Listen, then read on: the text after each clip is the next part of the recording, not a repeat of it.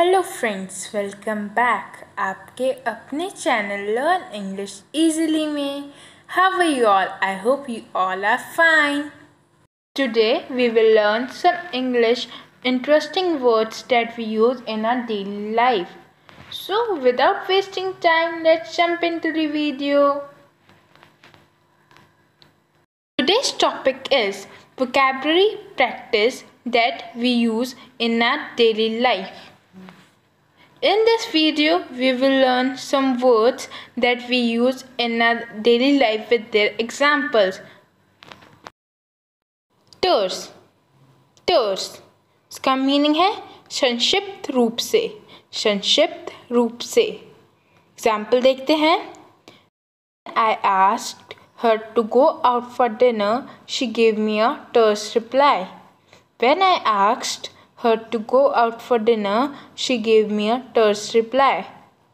जब मैंने उससे डिनर के लिए बाहर जाने के लिए पूछा, उसने मुझे बहुत कम शब्दों में जवाब दिया.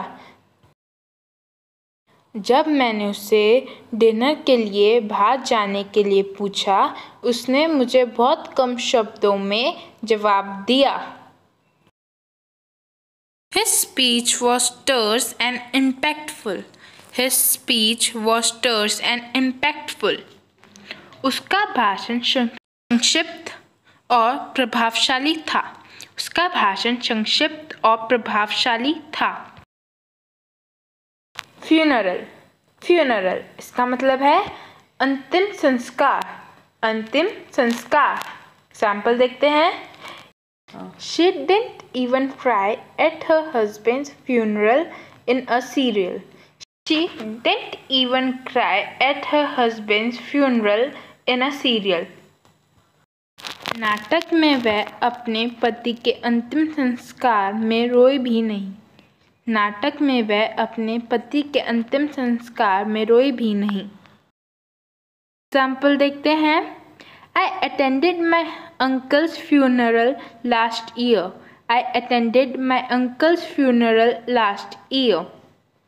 पिछले साल मैं अपने अंकल के अंतिम संस्कार में उपस्थित हुआ.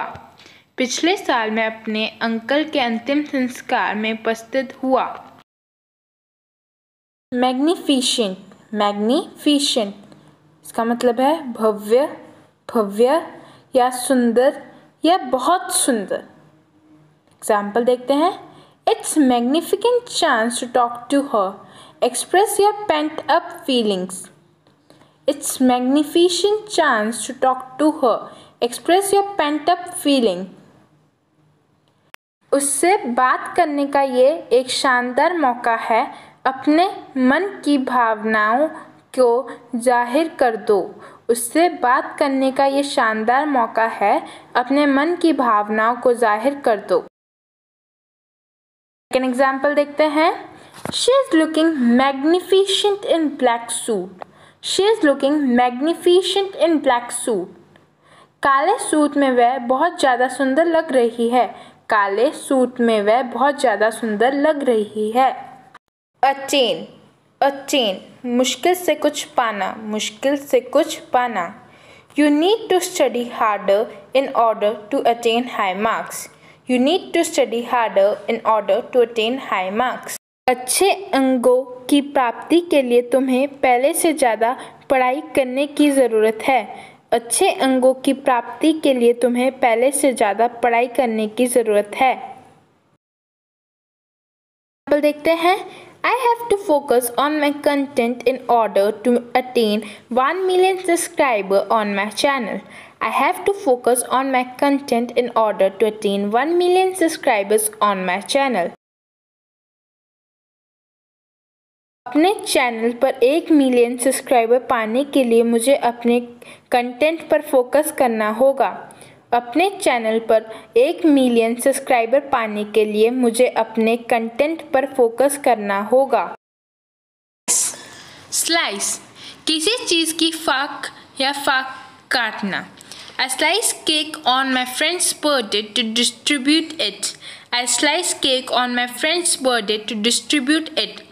अपने दोस्त के जन्मदिन पर केक को बांटने के लिए मैंने केक की फाक काटी। अपने दोस्त के जन्मदिन पर केक को काटने के लिए मैंने केक की फाक काटी। एग्जाम्पल देखते हैं। I had 4 slices of pizza. I had 4 slices of pizza. मैंने पिज़्ज़ा के 4 टुकड़े खाए। मैंने पिज़्ज़ा के 4 टुकड़े खाए। Crocodile tears. क्रोकोडाइल टीयर्स इसका मीनिंग है छूटे आंसू, छूटे आंसू। She came to his funeral and started shedding crocodile tears. She came to his funeral and started shedding crocodile tears. वह उसके अंतिम संस्कार पर आई और अपने झूठ मूठ के आंसू बहाने लगी। वह उसके अंतिम संस्कार पर आई और अपने झूठ मूठ के आंसू बहाने लगी। Obvious, obvious साफ साफ, साफ साफ या स्पष्ट, स्पष्ट। It's obvious that she gives you cold shoulder. It's obvious that she gives you cold shoulder. यह साफ है कि वह तुम्हें भाव नहीं देती। यह साफ है कि वह तुम्हें भाव नहीं देती। सेकेंड एग्जाम्पल देखते हैं। It's obvious that she is trying to manipulate. It's obvious that she is trying to manipulate. यह आसानी से समझा जा सकता है कि वह अपना काम निकालने की कोशिश कर रही है। यह आसानी से समझा जा सकता है कि वह अपना काम निकालने की कोशिश कर रही है। हॉच पॉच। हॉच पॉच इसका मतलब है मिश्रण, मिश्रण या अस्त व्यस्त, या अस्त व्यस्त। एग्जाम्पल देखते हैं। While trying to cook for the first time, she made hodgepodge of everything. While trying to cook for first time, she made hodgepodge of everything. पहली बार खाना बनाने की कोशिश में उसने सब कुछ गड़बड़ कर दी। पहली बार खाना बनाने की कोशिश में उसने सब कुछ गड़बड़ कर दी। रेटिशेंट। रेटिशेंट बात करने में अनुशक होना, बात करने में अनुशक होना। He was reticent when I asked him about not to go to school. He was reticent when I asked him about not to go to school.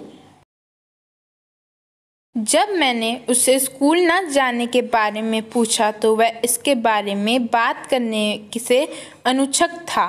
जब मैंने उससे स्कूल न जाने के बारे में पूछा तो वह इसके बारे में बात करने में अनुच्छक था।